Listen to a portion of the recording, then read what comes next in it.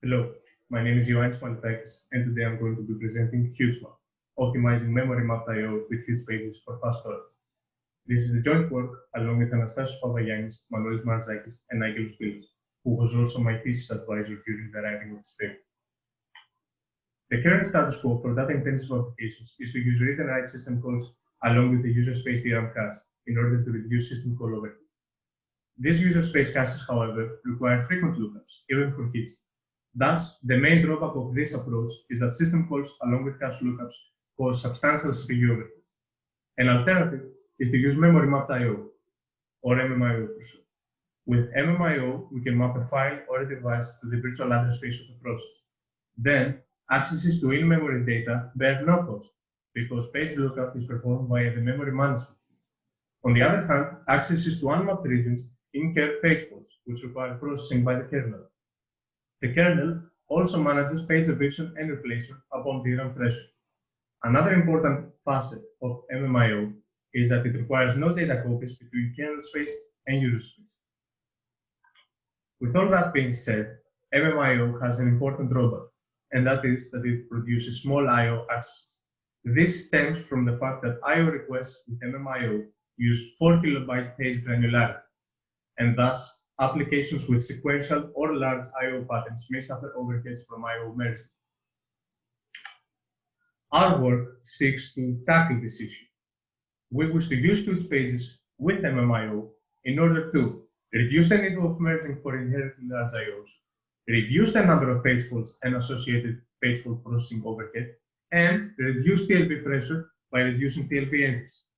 All that is well and good. However, the Linux kernel does not support file-backed huge pages by default. So our work, HugeMap, provides this file-backed huge pages. This is a brief outline of what we're going to cover today. Now that we have seen the motivation behind HugeMap, let's take a look at some background info regarding huge pages in Linux. Regarding the support for huge pages in the Linux kernel, on x86-64, 3 page sizes are supported. Firstly, 4 kilobyte regular pages called PTE mappings. 4 kilobytes is the default page size in Linux. Secondly, 2 megabyte huge pages called PMD mappings. It is these huge pages that HugeMap utilizes. Lastly, the somewhat unwieldy 1 gigabyte huge pages called PUD mappings. There are currently 2 kernel mechanisms for huge pages. The first is called transparent huge pages, or THP for short, and the second is called huge TLB pages. Let's take a look at these two mechanisms.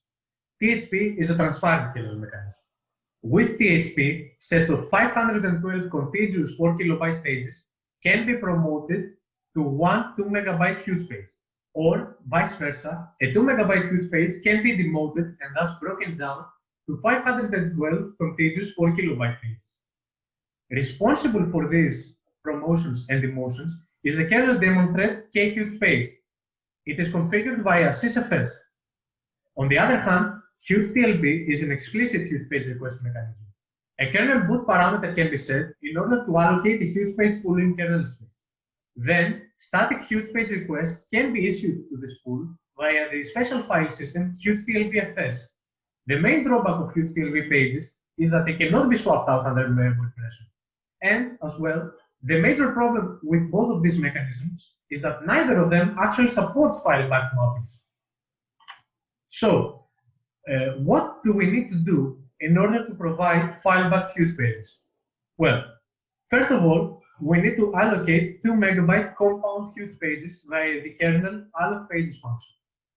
Then, we need to associate our custom huge page fault handler with the virtual memory areas which are created using mmap via the VM operations track, which contains the huge page fault handler function pointer field.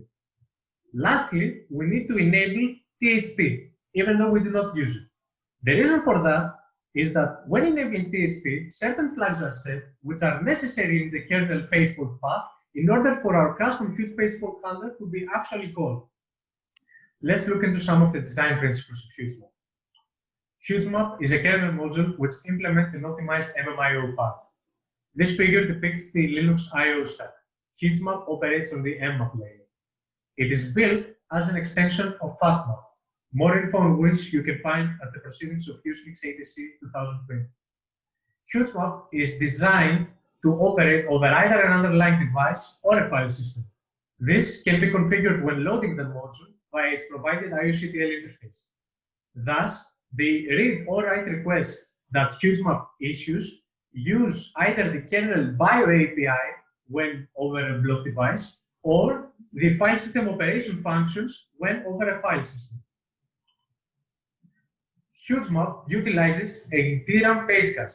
This page cache is organized using different per CPU core structures. These structures include a radix tree with clean and dirty pages, a red-black tree containing only dirty pages used to quickly find dirty pages for write-back, and a free list containing only available clean pages used to quickly find clean pages in order to serve page faults or evict pages. We also have a set of kernel threads which asynchronously clean pages via write-back in order to always have available clean pages. These kernel threads begin operation once the amount of dirty pages exceeds 75% of all pages in the page pool. We have also implemented a custom huge page fault handler, which is responsible for serving huge page faults, updating the above mentioned structures, and doing all the necessary bookkeeping for the module. In its current state, HugeMap only supports the exclusive use of either 4 kilobyte pages or 2 megabyte huge pages, and it is possible to switch between these configurations at compile time. Now, let's look into the operation of our custom huge page fault handler. So, we have a huge page fault. We need to allocate a clean page from our DRAM page pool in order to serve the page pool. Then we reach our first impasse. We need to check if there is a clean page available in order to serve the page pool, or equivalently, if we've already found the desired page, because we also have page faults for read-only pages that are then attempted to write on. If this is not the case, then we need to evict our least recently used clean pages from our per CPU core free list. We use the least recently used policy for this, and then we clear the associated page table mappings. We then reach our next decision point, and we need to ask ourselves if the page fault was caused by a write operation. And if it was, what we need to do is to update the page young and dirty bits, and we also need to call our custom mkwrite function, which performs the necessary bookkeeping for our per CPU core structures. After all this, we need to create the page table mapping, and then we return VM fault no page in order to indicate to the kernel that our huge page fault handler has taken care of everything and no further operations are necessary. We are going to continue with some results from our evaluation. These are the specifications for our experimental tester. We used a server with 2 Intel Xeon CPUs with a frequency of 2.4 GHz, each equipped with 32 hyperthreads. We also used an Intel Optane SSD with a capacity of 375 gigabytes. Our server was equipped with 256 gigabytes of DDR4 DRAM and ran CentOS version 7.3 over a modified Linux kernel version 4.14.72. In order to limit result variance between different iterations of our experiments, we disabled swapping and CPU frequency scaling. The first major advantage of huge pages over regular pages is the improvement on execution time. Using huge pages, we can firstly reduce CPU system time due to fewer page faults. This stems from the fact that a 2 megabyte huge page corresponds to 512 4 kilobyte regular pages. Therefore, when using huge pages, we can reduce page faults and the associated page fault processing cost by 512 times. Secondly, using huge pages leaves more CPU cycles available for application processing. This is a direct consequence of the reduced CPU system time which huge pages offer us, thus allowing for greater CPU time percentage to be allotted to applications. This figure demonstrates the execution time breakdown for a write-only micro benchmark over our fast device with 32 threads. The green checkered column represents CPU system time percentage. As we can see, the CPU system time percentage is reduced from 94.37% with regular pages down to 20.39% with Huge pages, a significant reduction. Furthermore, on the Huge page configuration column, we can notice a greater CPU I/O wait time percentage, meaning that with a faster device, we can enjoy even better performance, while the regular page configuration leaves less such margin for improvement. Next, we are going to examine the impact of Huge pages on device throughput. Due to the fact that Huge pages produce inherently large I/Os without requiring processing expensive merging, it is easier to achieve peak device throughput using Huge pages rather than the regular pages. This becomes evident on the following figure, which demonstrates read and write device throughput for our micro benchmarks, run with 32 threads and several configurations. We can observe that for our read micro benchmark, the only configurations able to reach the peak device throughput of 2.5 gigabytes per second are HugeMap with 2 megabyte Huge pages and Vanilla Linux with the M-Advice sequential hint. M-Advice sequential is an access pattern hint which essentially instructs the kernel to perform processing expensive page prefetching.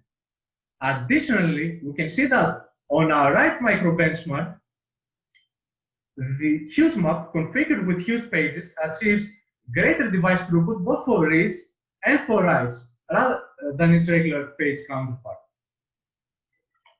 In conclusion, HugeMap improves Linux memory mapped I/O by reducing processing overhead and increasing throughput. When compared to 4 kilobyte page configurations, HugeMap can reduce CPU system time by up to 4.2 times with 32 threads and increase device throughput by up to 3.5 times for writes with 32 threads. It is important to note, however, and we understand that using exclusively Huge pages is a problem for small and random I/O access patterns.